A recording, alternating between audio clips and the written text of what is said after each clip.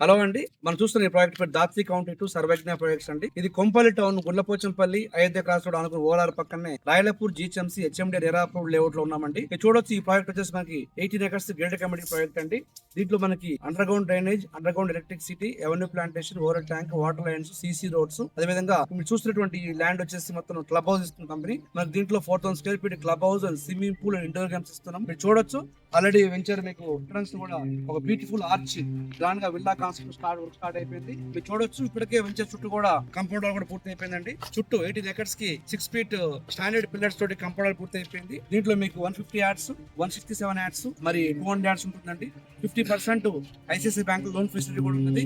మీరు మనకి సికింద్రాబాద్ నుంచి ఇటు మనకి కుకట్పల్లి నుంచి, బాచుపల్లి నుంచి, మియాపూర్ నుంచి, నిజాంపేట నుంచి, ఇటు బాలనగర్ నుంచి, ఇటు మనకి కార్ఖానా అలవాల్ దగ్గర నుంచి జస్ట్ మీకు ఒక 15-16 కిలోమీటర్ దూరమే ఉంటుంది.